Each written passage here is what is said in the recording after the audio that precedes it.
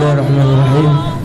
Fatihah hadratin Nabi Muhammad sallallahu alaihi wasallam wa ala alihi wa sahbihi wa azwajihi wa dzurriyyatihi li baitihi, khususan mu'allif hadzal kitab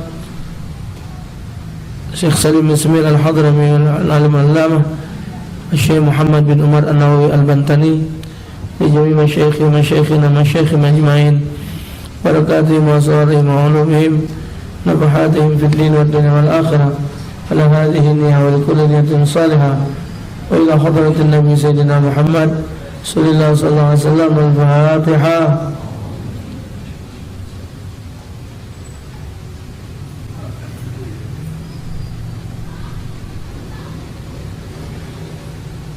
Rabbi bil Mustafa balligh maqasidana waghfir lana ma madaya wa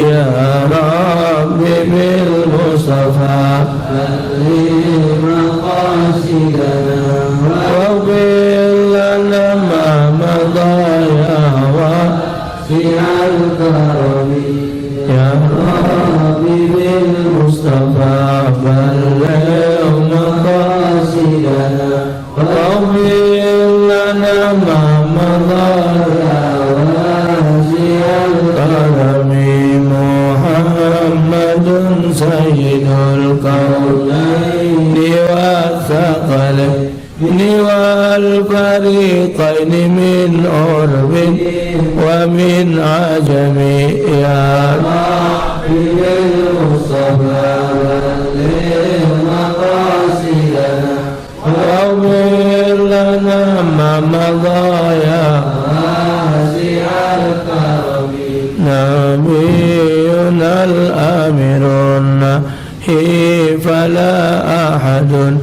abarra fi qawli la minhu wala na'ami ya Rabbi bil Mustafa balligh maqasidana waghfir lana ma madaya wasi'al karami maulaya salli wa sallim daiman abada ala habibika khairi khalqi kullihim ya Rabbi bil Mustafa balligh maqasidana waghfir lana ma madaya wasi'al karami Rabbi shrah li sadri wa yassir li amri wahlul 'uqdatam min lisani yafqahu qawli Allahumma iftah 'alaina wa futuhil 'arifin wa faqihna fid din وعلمنا تأويل واهدنا إلى طريق المستقيم اللهم أرنا الحق حقا وارزقنا اتباعه وأرنا الباطل باطلا وارزقنا اجتنابه صلى الله على خير البرية الحمد لله رب العالمين السلام عليكم ورحمة الله وبركاته الحمد لله رب العالمين الصلاة والسلام على أشرف الأنبياء والمرسلين سيدنا محمد وعلى آله وصحبه أجمعين وبعد. Segala puji dan syukur kehadirat Allah atas segala limpahan karunia nikmat Allah. Semoga semua nikmat yang Allah karuniakan kepada kita ini dapat menjadi jembatan untuk menuju kebahagiaan kelak di hadapan Allah. Salawat dan salam kita aturkan kehadiran junjungan agung Nabi besar Muhammad sallallahu alaihi wasallam beserta keluarga dan para sahabat beliau, dengan harapan agar kita mendapatkan syafaat pembelaan beliau di hadapan Allah Subhanahu wa taala. Masih tentang pembahasan iman kepada qada dan qadar. Jadi semua yang ada di alam semesta ini berlaku adalah apa yang dikehendaki oleh Allah Subhanahu wa taala. Adapun apa yang terjadi pada kehidupan ini, Allah nyatakan ma asabaka min hasanatin fa min Allah, ai ijadan wa khalqan, wa ma asabaka min sayiatin fa min nafsik. Apa saja nikmat yang kamu peroleh adalah dari Allah, Maksudnya dari sisi mewujudkan dan menciptakan. Jadi yang menciptakan bentuk nikmat itu Allah. Kapan kita pacak, ada tak usaha kita menciptakan nikmat itu yang kita dapat bentuknya seperti yang terjadi pada diri kita? Tidak kan? Contohnya baik, kalau bentul gigit nyamuk atau gigit rasanya apa? Iya, ketika kita bergaut lemak tak? Nah, rasa bergaut lemak itu cuman kita nerima, apa kita yang muat?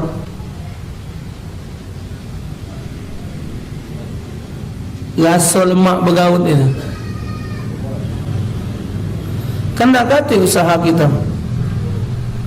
Cuman usaha kita tu gatal bergaut. Ketika bergaut itu ada rasa lah, siapa nyadikan?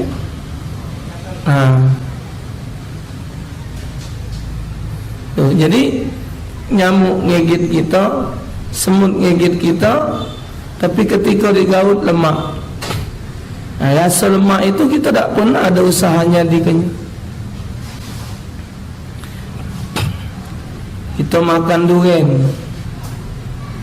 itu nanam dari mulai bijinya, tumbuh pohonnya, akhirnya ada buah. Supaya dia nyanyikan durian itu yang paling lemak nyampak dewek. Makanya kalau anak pernah nyingok orang nanam durian, kalau lah mulai besar durian di kebunnya, setiap buah durian itu diikat di kebun, di ranting-ranting dahan. Jadi kalau waktu dia runtuh sampai masanya dia apa? Lepas ngentol, digentol. Kita turunkan, nanam usaha kita, disiram, dipupuk segala macam. Begitu kita makannya, emak tak? Ada tak usaha kita nyadikan rasa durian itu? Nanti. Jadi ma'asabaka min hasanatin faminallah, ay ijadan wa khalqan. Dari sisi mewujudkan dan menciptakan. Kita tahunya nanam, akhirnya durian tadi ada yang apa? Duriannya besar, ada yang kecil, ada yang kempet, ada yang bulat nian. Ijadan wa khalqan, bentuk dan ciptaannya tidak melok-melok. Cuman tugas kita menanam. Lantas kita makan, buahnya isinya lebih tebal lagi bijinya, kecilan bijinya. Duriannya dagingnya tebal. Begitu dibuka ada warna kuning, nyebutnya tu apa? Mentega. Durian apa? Tembago. Nah, ijadan wa khalqan, itu tidak ada melok-melok. Cuman gawe kita tu diizinkan untuk menikmatinya baik, makan.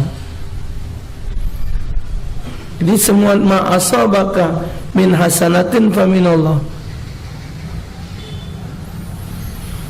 wa ma'asabaka min sayyiatin famin nafsik. Dan apa saja bencana yang menimpamu maka dari kesalahanmu sendiri. Firman Allah,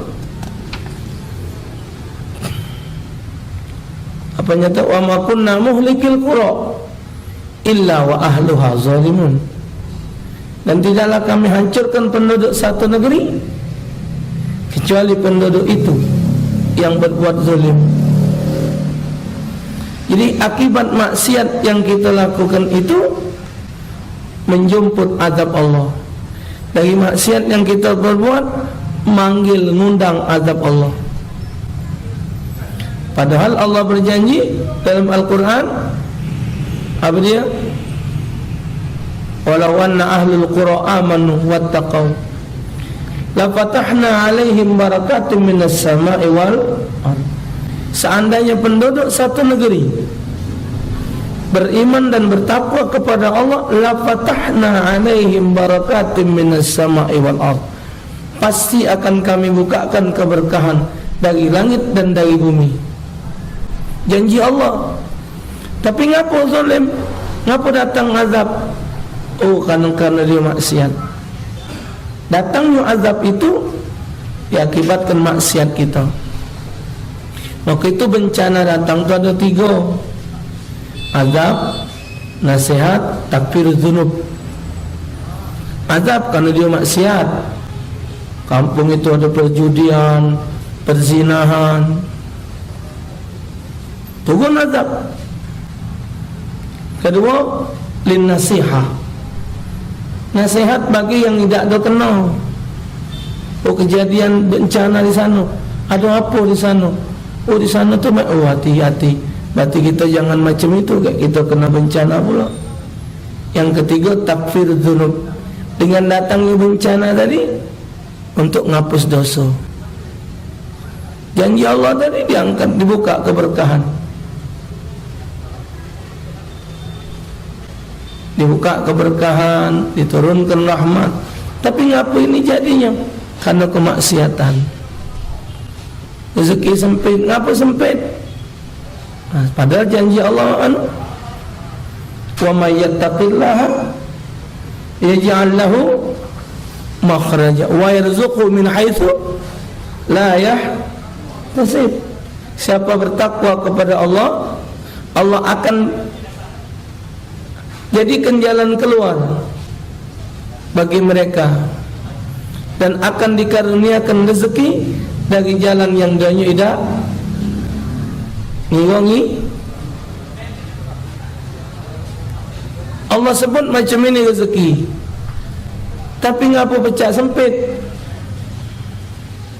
Nah, kita harus nyadari diri. Ngapa sangkan rezeki ini sempit? Ayat pucuk tadi, wa may yattaqillah. Siapa bertakwa kepada Allah. Berarti aku ni belum bertakwa. Tidak, Ustaz, aku ni bertakwa. Uji kau tu bertakwa, kau tu bertakwaan. Uji. Siapa galak ngata ke diri dia jahat?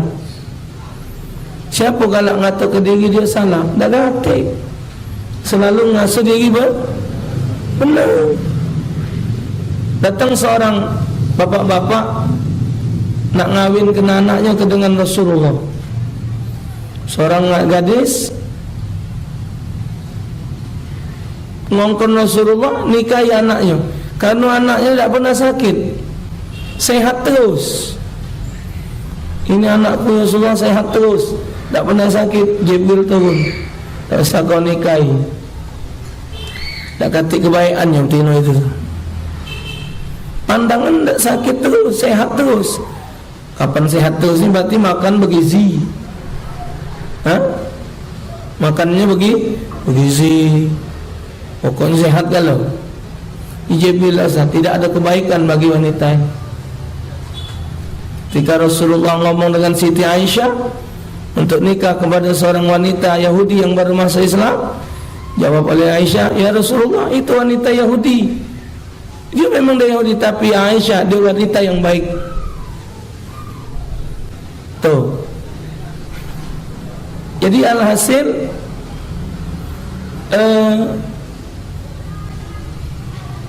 kemaksiatan yang terjadi itu datang karena kemaksiatan kita.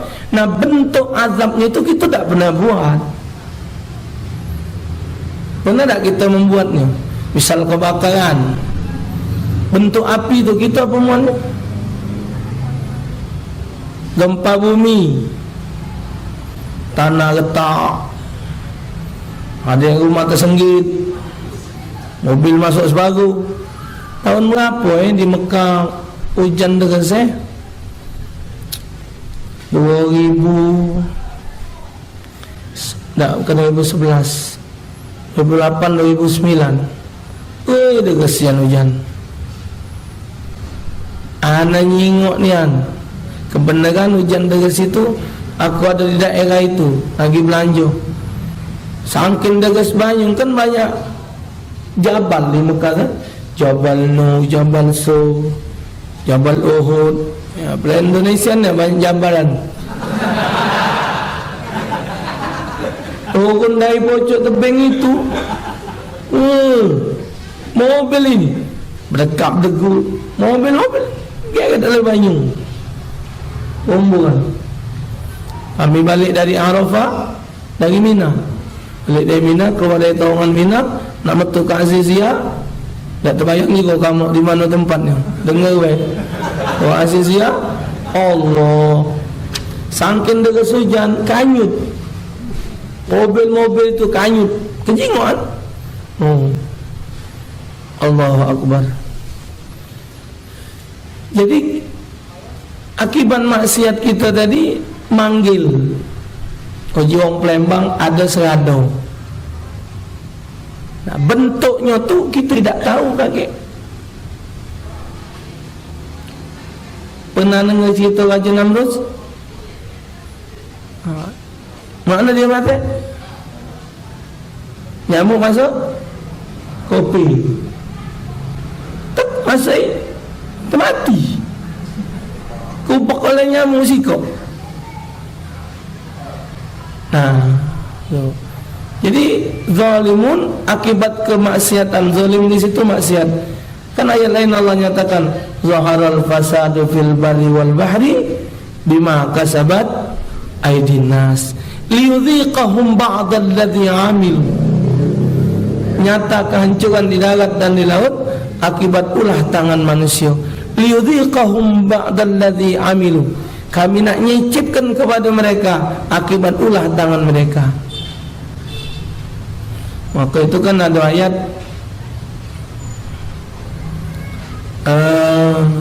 apa Allah nyatakan dalam Al-Quran, Inna Allah la yughayyiru ma biqaumin hatta yughayyiru ma bi anfusihim. Allah tidak akan ngubah nasib satu negeri kecuali negeri itu ngubah nasib dia. Itu bahasa kita. Jika dahlan almarhum itu tu nak haji, Allah letakkan kita tu sudah bagus, rezeki kita, kehidupan kita. Nah, gara-gara maksiat kita, gara-gara kita melanggar hukum dia, tidak taat dengan hukum Allah, nah, maka Allah Ta'ala ubah ketentuannya yang baik tadi terhadap kaum itu tadi. Akibat kemaksiatan mereka, maka ditubah asalnya dari bagus jadi tidak bagus. Cuman akibat ulah tadi bentuknya bukan kita. Tuh, di sini disebut oleh Syekh Nawawi Banten, ay kasban la khalqan kama fassarahu qaulu ta'ala wa ma asabaka min musibatin fa bima kasabat aydikum. Artinya dari sisi usaha dan bukan dari sisi penciptaan. Sisi usaha. Nyipta kenyida, nanam kopi, nanam kates. Tumbuh kan pohon kates, bentuklah kates. Kita tak pernah buat kates macam itu. Seluruh buah-buahan biji yang dia jauh. Entah jambu monyet dia jabu. Jambu monyet. Ya? Bijinya apa kan? Yang jadi tangki tu kan?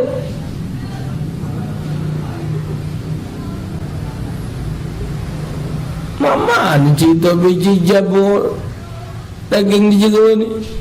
Nah, betul dia. Smil, bengkok. Jadi tangkinya. Kami lagi kecil dulu banyak orang jualan jambu monyet. Nemu tak? Ada nemu jambu monyet. Masih nemu zaman kamu. Zaman anak tahun 90-an banyak itu.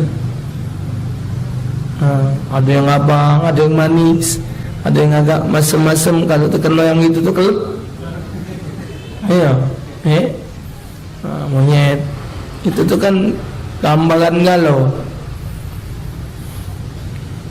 Bini yang gemuk lempuk, ujung kalau kau nak kurus berenang, ngomonglah dengan laki, kak aku nak melok paket berenang biar aku sudah lah dek. Buat lomba-lomba berenang terus, tidak ngurus. Iwak lomba-lomba tu tiap hari berenang, iwak iu tak ngurus. Sampai jauh ini dah balas dendam dah. Lakinya ngomong, "Adik aku ni cat turunan kulit aku mak ini.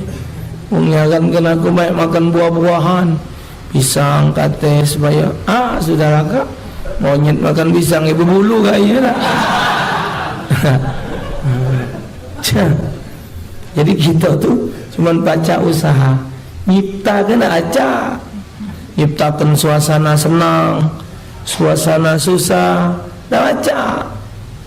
Cuman kita usaha kita baca jadi senang. Macam mana caranya? Bergaul dengan orang-orang yang baik, bergaul dengan orang yang cerdas-cerdas, jadi senang hati. Tapi bentuk senang kita tu tak tahu. Allah alam. Kemudian makna qada dan qadar.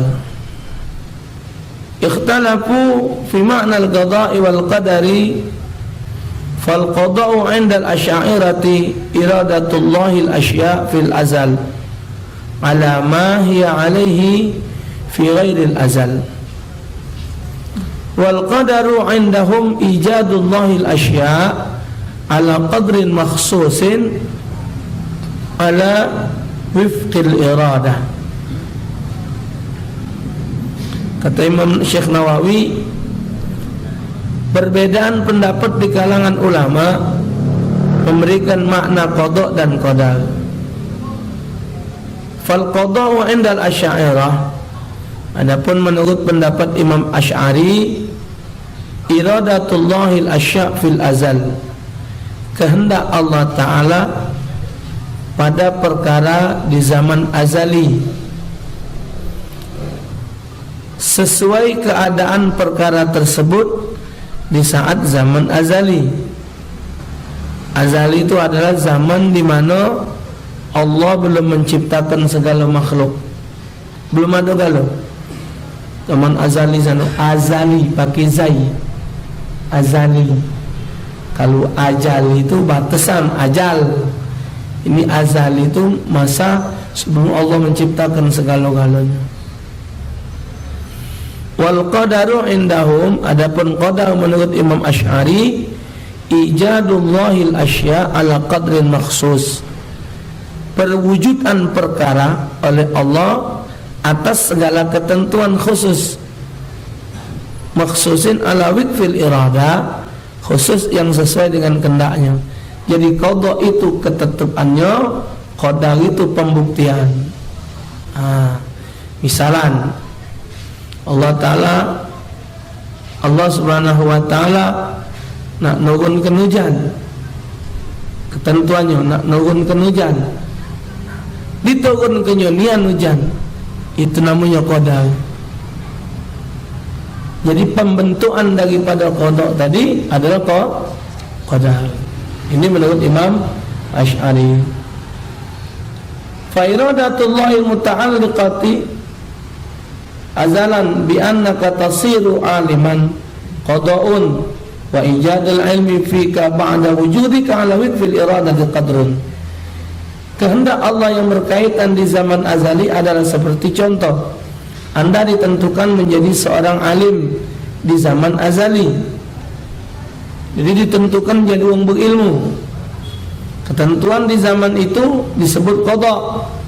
Lalu wujud ilmu pada diri Anda setelah adanya wujud Anda sesuai dengan kehendak itu adalah qadar.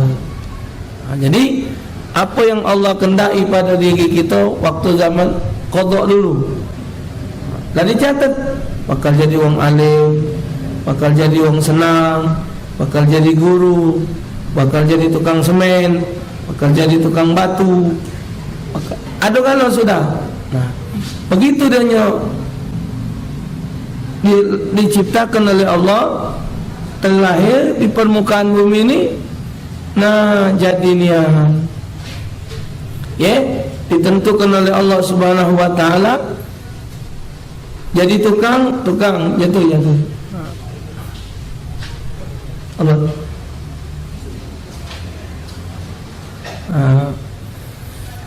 Jadi begitu kita sudah diciptakan, itulah yang terjadi pada diri kita. Dak acak ngobahnya kita nak ngobah acak. Kalau Allah punya hak nak ngobahnya. Cuman kita tetap, maka itu kan ada perselisihan. Ada yang ngomong kalau macam itu sudah tak salah bergawi lagi. Kalau kita yang sudah ditetapkan macam itu nunggu baca. Mengikuti ketetapan Allah ini setelah adanya usaha. Nah, setelah berusaha semaksimal mungkin, kadang-kadang apa yang kita inginkan tidak sesuai dengan apa yang terjadi pada diri kita. Kadang macam itu. Kita berkendak main ini, buktinya jadinya macam ini. Karena kita sendiri tidak tahu apa yang Allah kendaki pada diri kita itu, kita tidak pernah tahu. Melainkan apa dikendakkan oleh Allah Subhanahu wa taala. Cuman kita tetap dituntut belajar TK, SD, SMP, SMA, kuliah hampir 12 tahun. Lu kele sisip-sisip lah 7 kali hektar ngenti itu belum kelar-kelar. Masuk metu usaha sampai selesai kita kuliah. Ujung-ujungnya muat surat undangan. Kuliah tadi kenalian membeli ilmu jurusan pengadilan tentang tatanan negara.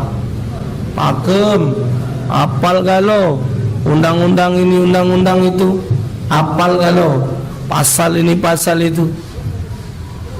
Ujung-ujungnya main komputer. Dari komputer tadi rezekinya jadi naik. Allah, tapi dia sudah ada usaha. Paling tidak kalau kelapa ada modal, itu udah baca, itu berdasarkan pasal sekian, pakem pokoknya. Pasal sekian, ayat sekian, itu tidak baca macam itu. Pokoknya pakem, tapi gawe itu tidak cocok dengan apa yang dia tuntut. Kullu makhluqin bihaddihi alladhi yujadu alaihi min hasanin wa qabhin wa naf'in wa darrin ila ghairi dhalik ay ilmihi ta'ala azalan sifatal makhluqat. Setiap makhluk adalah sesuai dengan ukuran-ukuran yang diwujudkan kepadanya, baik dalam sifat baik dan buruknya, sifat manfaat dan mudaratnya, atau yang lainnya, yaitu ilmu Allah di zaman azali akan sifat-sifat makhluk tersebut. Wa qila al-qada' ilmu Allahil azal, wa qila al-qada'u ilmu Allahil azali ma'a ta'alluqihi bil ma'lum. Pendapat lain mengatakan qada' adalah ilmunya Allah Subhanahu wa taala di zaman azali yang terikat dengan segala perkara yang diketahuinya. Wal qadaru ijadullahil asya'a ala wiqfil ilmi fa ilmu Allahil muta'alliq azalan bi anna syakhsa yasiru aliman ba'da wujudihi qada' wa ijadul ilmi fi ba'da wujudi qadrun. Sedang qadar adalah perwujudan perkara oleh Allah atas sesuatu sesuai dengan ilmu Allah sendiri. Ilmu Allah itu terikat pada zaman azali. Artinya keberadaan seseorang menjadi alim setelah wujud adanya qada. Sedangkan wujud ilmu pada diri orang tersebut setelah wujud orang yang ada, orangnya adalah qadar. Jadi kan dalam riwayat waktu malaikat nak nyatatkan 120 hari kita dalam perut kandungan ibu kita, dimalaikat mana ya Allah cerita kawan ini, kau jengok di catatanku sana. Catatlah di situ. Jadi sudah ada catatan apa yang terjadi. Maka di antaranya 4 itu, rezeki, bala, jodoh, nasib hidup, itu sudah ada kalau catatannya. 4 ikut ni rezeki. Ini melok ketentuan Allah kan. Kalau kita dewek yang ngaturnya, dah galak buntu. Mana galak sampai kancing baju 5 ekor, sangkin buntu. Kopca putih jadi coklat, tak terbeli. Iya, memang dah ngati, dah galak. Hidup nak susah, tak galak. Serba kekurangan, tak galak. Kalau kita yang ngatur rezeki, kalau rezeki kita diatur oleh Allah, kita nerima weh. Jadi rezeki Allah Ta'ala yang ngatur, kita cuma nerima. Tapi sekecil-kecil rezeki punya Allah. Dan ulama ahli tasawuf tidak galak membedakan rezeki itu besar dan kecil. Menurut ulama ahli tasawuf, yang namanya nikmat itu besar galau. Kenapa? Karena sekecil-kecil nikmat kita dah acak muat. Coba buatlah situ. Profesor mana baca muat rambut selur? Rambut kita ni lain-lain, ada yang kasar, ada yang halus, ada yang ujungnya belah 3. Halus ni rambut, muka kan ada rambut pecah. Kaget dia ingat jembatan Sirah Mustaqim itu lebih halus lagi rambut ini belah 7. Apa lagi ukurannya? Profesor mana baca muat rambut? Profesor mana baca muat selur rambut? Butak kepala tak baca. Dah baca. Maka kata ulama tasawuf, dah katik nikmat ini yang kecil, besar kalau. Besar kalau. 2 jodoh. Terus yang ditetapkan itu, itulah yang ditetapkan, yang kita terima. Tak. Jadi qada, ketentuan, qadar, bukti dari qada. Hadza wa qaulul asy'ariyah huwal masyhuru wa ala kulli fal qada'u qadimun wal qadaru hadithun bi khilafil maturidi. Waqila kulli minhuma bima'na iradati ta'ala.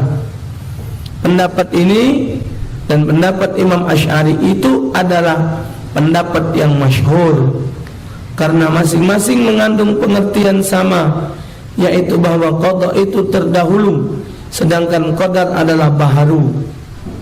Berbeda dengan pendapat Imam Maturidi. Dalam pendapat lain, masing-masing mengandung makna kehendak Allah Subhanahu wa taala.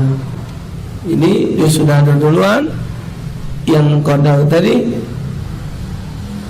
hadisan baru terjadinya saat penciptaan itu tadi terjadi. Allah Ta'ala nak ciptakan ayam. Ayam itu bakal digigit oleh belut. Gitu ayam tu main di sungai, tuk, gigit dengan belut, kencot, tinggal sikok kakinya. Oh, terkejit. Tapi pacak dia kahwin, ngerem, boleh anak, cukup kaki anaknya 2, tidak milik emaknya kencot. Dah acak, dah acak digekaya salah acak. Nak main ni nama itu acak. Dah baca. Tetap yang diikuti adalah ketentuan Allah. Tafsilun. Qala Sulaimanul Jamal kama qala Fayumi fil Misbah wal qadar bil la ghaira ma yuqaddiru Allah ma yuqaddiruhu Allah Ta'ala minal qada wal qadru bisukunid dal wa fathiha wal miqdar wal misal yuqalu hadha qadrun ayyuma siluhu. Syekh Sulaiman Al-Jumal berkata, sama dengan pendapat Syekh Al-Fayumi dalam kitab Al-Misbah, qadar hurufnya berbaris fathah, qadar, sesuatu yang diputuskan oleh Allah dari ketentuannya. Sedangkan qadar disukunkan dan fathah huruf dalnya. Wal qadru, qadru itu artinya ukuran dan contoh. Dikatakan hal itu adalah qadrun, artinya perumpamaannya. Wa amal qadru fil qouli ta'ala inna anzalnahu fi lailatul qadri fal makna lailatul taqdir. Adapun makna qadar dalam firman Allah, sesungguhnya kami menurunkan Al-Quran pada malam kemuliaan, adalah mengandung makna pengertian malam keputusan. Sumiyat bidzalika li'anna Allah Ta'ala yuqaddiru fiha ma yasha' min amrihi ila misliha min as-sanatil qabilah min amril maut wal ajri wal rizq wa ghairi dzalik. Dinamakan demikian adalah karena Allah Ta'ala di malam itu memutuskan perkara-perkara yang dikehendakinya sebagaimana mestinya untuk tahun yang akan datang, seperti perkara kematian, ajal, rezeki dan lain-lainnya. Jadi al-qadar itu artinya keputusan. Wa yusallimahu ila mudabbirat al-umur wa hum arba'ah. Kemudian semua perkara itu diserahkan kepada pengurusnya, adalah 4 malaikat, Israfil, Mikail, Israel dan Jibril. Qala Mujahid layatul hukmi wa qila layatul syaraf wal idham qila aw laylatul dhaif lil dhaif al fada'i bil izdihamil malaikati fiha. Syekh Mujahid mengatakan malam itu disebut malam hukum Lailatul Qadar tadi karena adanya dibaca qadrun, keputusan. Pendapat lain menyebutkan malam kemuliaan, malam keagungan. Ada pendapat yang lain menyebutkan malam sempit karena pada malam itu disempiti oleh para malaikat yang berdesak-desakan turun. Itu yang ada di video. Tak tahu ujinya itu malam Lailatul Qadar tahun ini tadi. Ada orang umur malam ganjil di Mekah. Video-video tak tahu juga malaikat turun naik, ada niam gambarnya terbang. Malaikat itu pakai sayap. Malaikat itu pakai sayap. Ada yang 2 sayapnya, ada yang 3, ada yang 4. Kata ulama, maka itulah jumlah rakaat salat itu mengikut jumlah sayapnya malaikat.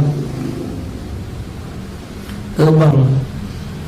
Ya orang yang tidak percaya nanti ngomong, itu hanya rekayasa. Semuanya bisa dibikin. Ya sudah, merendah kamu. Tadi anak balik ke Yemen, orang panjat pinang. Yang manjat itu gambar presiden kalau. Ada budak ini. Kepala budak manjat tu buang diganti kepala presiden, kepala siapa? Manjat pinang itu haram hukumnya. Tak boleh. Dipinang dulu baru dipanjat. Jangan dipanjat dulu baru dipinang, haram hukumnya. Iya, dosa yang tak boleh itu. Wa ani bin Abbas inna Allah yaqdi al-aqdiya fi lailatin nisf min Sya'ban wa yusallimuha ila arbabiha lailatul qadri hada. Riwayat daripada Ibnu Abbas radhiyallahu an, sesungguhnya Allah menentukan keputusan segala yang akan terjadi pada malam separuh bulan Sya'ban. Itulah malam nisfu Sya'ban. Jadi malam nisfu Sya'ban itu apa yang bakal terjadi setahun itu dicatat kalau termasuk daftar yang bakal mati sampai Sya'ban tahun depan diterima catatannya oleh malaikat Israel. Rezeki kita kalau macam mana dicatat kalau rezeki saya pegang malaikat Israel sudah ada kalau malam nisfu Sya'ban. Maka ada yang ngomong malam nisfu Sya'ban itu adalah malam pemutihan, bukan ledeng. Kalau PDAM ya, kalau ledeng mungkin pemutihan, bukan pemutihan.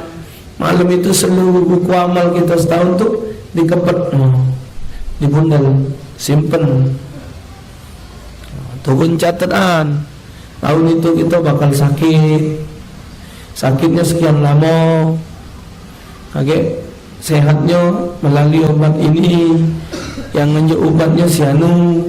Aduh kalau setahun itu malam nisfu Sya'ban, maka tu kami langgar masjid kalau malam nisfu penuh banyak. Mana kamu ni nak ke masjid solat nisfu Sya'ban? Solat apa? Ada solat nisfu Sya'ban. Kalau solat hajat di malam nisfu Sya'ban, iya. Kalau solat nisfu Sya'ban cuman ada di kitab tu, cuman kitab perukunan lama. Sikok-sikoknya kitab yang nulis usul sunatan nisfu Sya'ban. Kitab lain nak kata dah, kalau nak solat hajat boleh baik, kapan baik. Kemudian keputusan itu diserahkan kepada pengurusnya tepat pada malam Qadar di bulan Ramadan, yaitu yang dimaksud Qadar di sini. Jadi malam nisfu Sya'ban dicatat, malam Lailatul Qadar itu penyerahan catatan dari. Walaisal muradu anna taqdirallahi la yahdusu illa fi tilkal lailah, li'annahu ta'ala qaddara al-maqadir fil azali qabla khalqis samawati wal ardh. Maksudnya bukan berarti keputusan Allah itu hanya baru terjadi pada Lailatul Qadar, itu bukan. Karena Allah Subhanahu wa taala memutuskan segala ketentuan itu di zaman azali, yaitu zaman sebelum menciptakan langit dan bumi. Sudah ditetapkan, tapi pemindahan dari buku besar ke buku kecil. Sama dengan kita ngaji dari Quran 30 juz, kalau nak digawak berat. Al-Quran itu kan seberat ini misalnya, tebal. Yang nak dimek suruh Yasin meh banyak, biar lemak potong meh. Mek 1 juz, ini tinggalkan. Tahu dia nak ngaji wong ngunting ke, ambek dikit ayatnya, Quran tak digawa. Ini dari buku besar dipindahkan, malam itu dicatat, dipegang. Jadi ketetapan Allah tetap di zaman azali, cuman malam itu pemindahan. Balil muradu idharu tilkal maqadir lil malaika. Akan tetapi yang dimaksud dari memutuskan lalu menyerahkan pada pengurusnya ialah menampakkan keputusan-keputusan itu pada malaikat.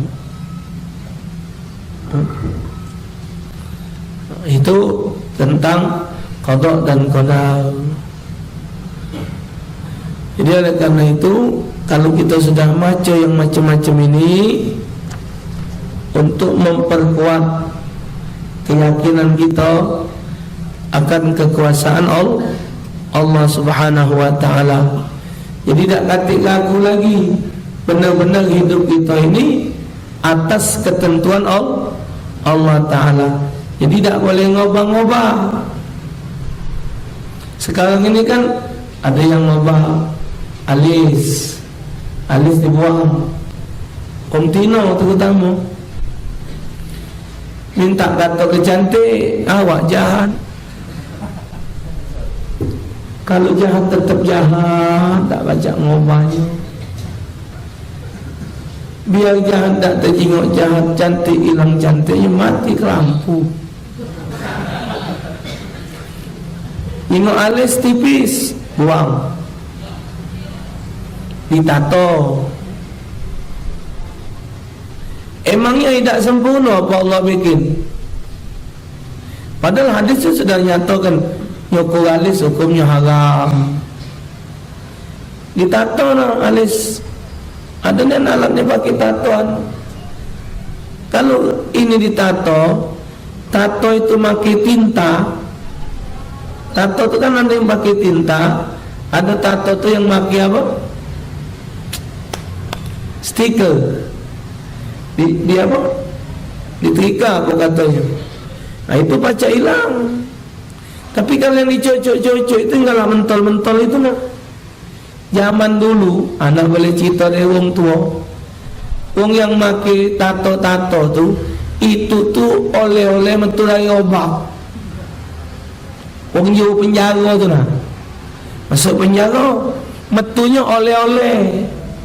Dia gambar kupu-kupu, gambar apa, nunjukkan preman pernah hidup jauh penjara.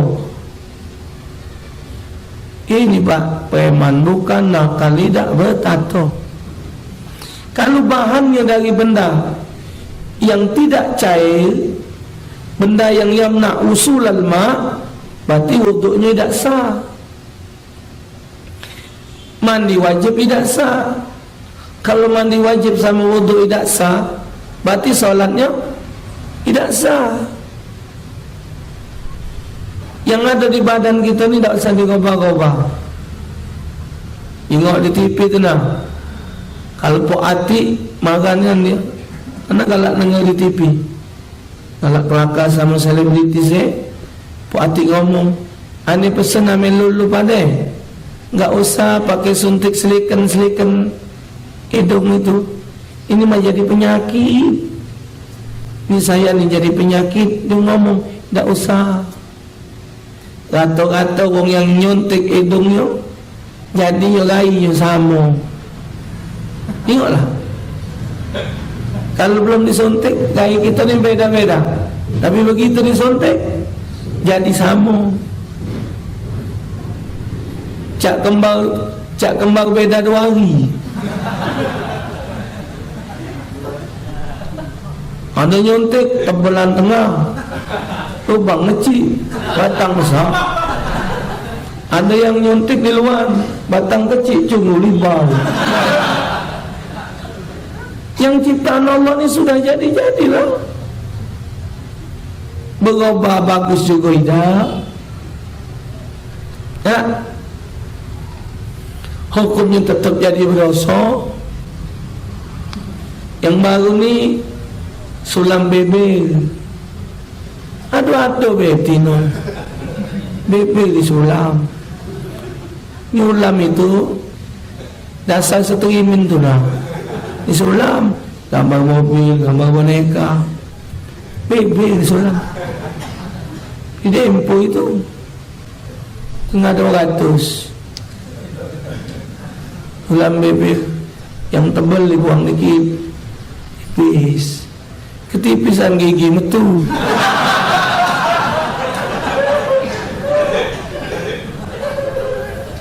Kan malih dia. Sudah terima nak bebel tebal, nak tipis, nak sedang, antaklah. Penting ada bebel. Jangan bebel kata lah, gigi lah ikut-ikut. Allah.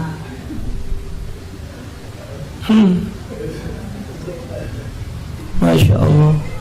Apa lagi? Sulam bebel, sikan, gigi. Dia kata kawan. Emang tak bagus apa gigi yang ada? Tak kata orang punya gigi sama kata. Ini tak kata. Kata-kata gigi tu, nah. Coba bolehlah tes. Kata orang gigi tu mulut kata ini. Saruk dia. Jadi, dia buat balik. Dipasang behel. Allah, kalau di bab kufur nikmat itu sudah kufur nikmat, tidak bersyukur, tidak dirubah. Yang setahun maki ada yang 2 tahun dia ada betina, Ustaz aku ni belum boleh jodoh. Manalah ya, ke mana kau nak boleh jodoh? Kawat deh kau gigit. Bagi kuping lanang itu kering kau. Gigi dirubah. Mata, minta katakan mata tu bagus, agak coklat-coklatan, biru-biruan. Ya kalau yang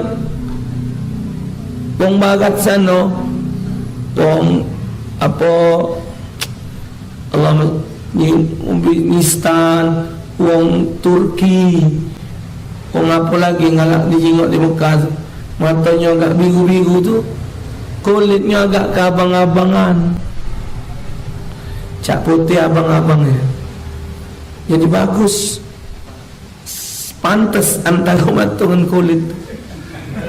Akau kita kata akau ni, mata cak biru-biru, kulit hitam, akau ni pakai apa nama itu, komplain salah, rambut putih nak ditemi, nak disemi, biarlah, uban dia uban tu sinar di akhirat ke, sebagai cahaya di akhirat ke, biarlah. Cuman bukan kepala tu sinar dengan rambut banyak putih ni untuk nambahi kesadaran kita sehingga kita ibadah. Inilah minyak wangi no, biar hitam ke rambut. Allah, kalau kita hitam ke rambut itu tak katik lain tujuannya kecuali minta kata kemudah. Sikap tu lah, carilah alasan lain. Tapi kan Ustaz boleh untuk perang, untuk berperang boleh ngubah rambut, tapi dengan catatan tidak boleh warna hitam. Wajtanibu sawat, kata Nabi, hindari warna hitam. Ya, kalau zaman perang rambut kita putih, biar terbudi musuh, obah coklat, obah hijau, apa. Cuman dengan bahan yang pacak meresap banyu. Caranya, misal ada bahan nyemil rambut, cari dulu jarit tipis. Nah, dipoles-poleskan di jarit tipis itu bahan ini, tunggukan sampai kering. Sudah kering, coroi banyu, tembus tak banyu? Kalau banyu tu tidak tembus, berarti ini bahan kimia, artinya dia pacak menahan sampainya banyu kepada rambut asli, maka tidak sah mandi wajibnya. Bahaya itu kalau dipakai sendiri itu, pacak meresap dalam pori-pori, mengakibatkan kena rainya pacak ngabang macam udang dipanggang. Misalan ini, misal mata yang kabur, operasi obat mata didandani. Kenapa Pak bapak ngobak dandani mata? Aku ni nak ngaji, kabur mata aku ni tak terjengok, bekat tenang ni baca ngaji. Ada alasan positif ya. Kuping mangap pekak. Dia nanya, ngapa kamu tahu? Ustaz ngomong apa? Nak dengar abang. Nyari alat biar baca dengan operasi, artinya ada nilai positifnya. Gigi habis, pergi ke tempat tukang gigi situ, atau nunggu kau obat nggak,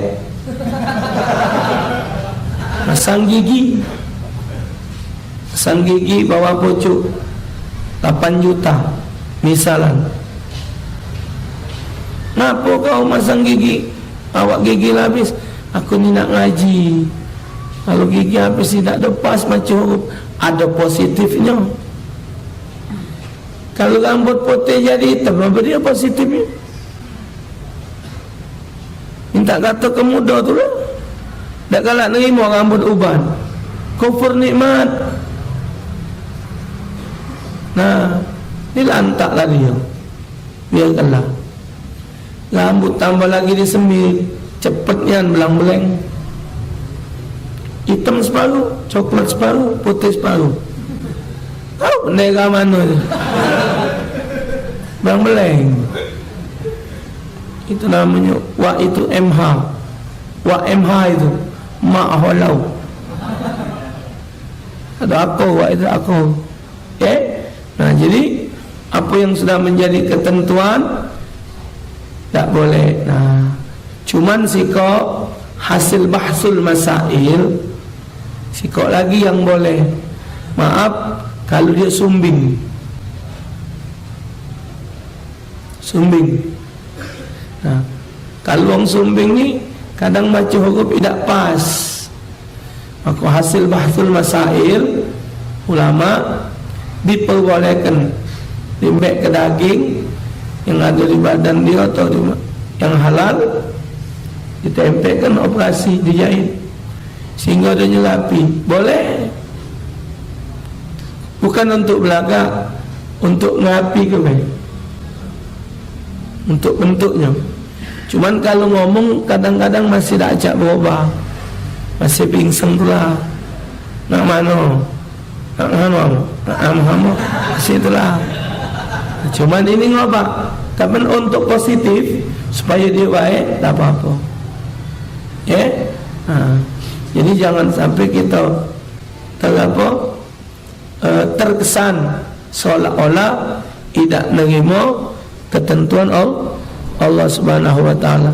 Semoga Allah Subhanahu wa taala meridai kita sekalian, dan Allah Subhanahu wa taala senantiasa membimbing kita kepada jalan yang diridainya, sehingga kita dapat selamat di dunia dan bahagia di negeri akhirat. Amin ya rabbal alamin. Wallahu a'lam bishawab. Bismillahirrahmanirrahim. Alhamdulillahirabbil alamin. Allahumma shalli ala sayyidina Muhammad wa ala ali sayyidina Muhammad. Allahumma hdina fi man hadait wa afina fi man afait wa lana fi man tawallait. Barik lana fi ma atait wa qina syarra ma qadait. Sallallahu ala sayyidina Muhammad sayyidil mursalin. Alhamdulillahirabbil alamin. Ya rabbana wa annana asrafna ala wa tub alaina tauba taghsil li kulli hawba wa aminir ra'atihi rabbir li walidina rabbi wa mauludina ikhwani wa mahabbah abiyati rasulullah wal muslimina ajma'in ya rabbi asma' sallallahu rajudan manna la biktisabin minna bil mustafa rasulih nahda bi kulli suri sallallahu sallam rabbi alaihi abdul habib wa